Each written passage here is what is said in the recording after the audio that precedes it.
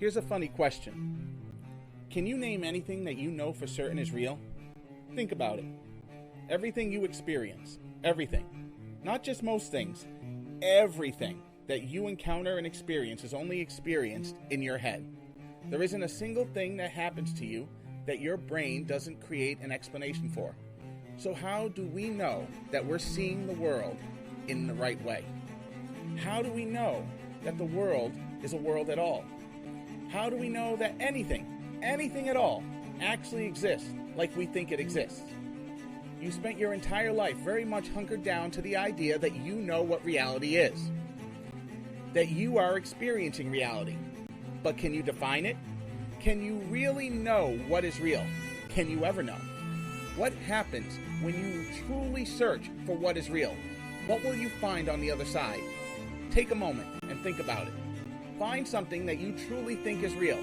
Is it math? What is a number? How did it come to be?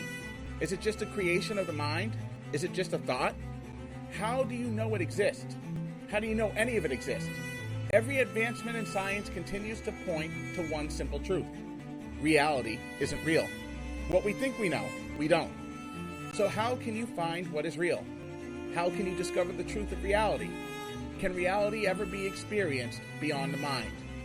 For millennia, people have asked that very question, sought the truth of their reality, sought the truth of existence, and those who have done so often have done so by ceasing thoughts. For if we can't trust our mind with knowing reality as it is, then we must get our mind out of the way. What happens when you can still the mind, silence the thoughts, and cease connecting the world, your body, and your identity with who you are? Find the silence. Find the silence that isn't called silence. Because giving name to it, giving thought to it, makes it part of the fiction of reality, instead of reality. You cannot trust your thoughts to tell you what reality is.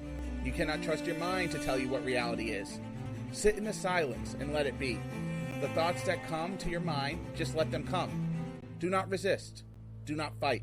Because there never was anything to resist or to fight. All things are what they are. You don't need courage. You don't need will. Those things are just thoughts as well. Powerful thoughts, but thoughts.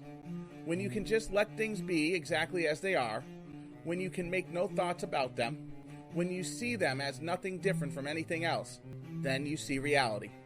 Reality for what it has always been.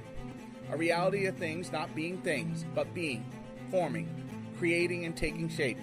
Reality without the mind, without the ego, with the thoughts of what is. For to put even the thinnest barrier to the experience of now is to coat reality in veneer of your own thoughts and ideas, and not in what is. There is no control. There is no meaning. Not in the way that we think of something having control or meaning. It is what it is, perfect and one. It is the experience of non-experience, the joy of non-joy. For every word creates an opposite. If there is happiness, there must be sadness. If there is love, there must be hate. And thus, in the truth of reality, when it is experienced fully, there can only be what is. And when you experience it, the only way in which you can ever experience it is by letting go of all that is.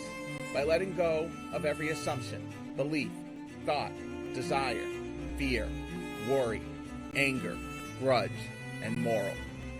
By letting go of everything that you thought was real, stripping away all of what you thought was you, then there is reality. The reality of which you are, the reality for which is, the reality for which all things are. Because when you take that step, when you see things for what they truly are, then there is no suffering, there is no pain. All things become what they are, and everything is peace.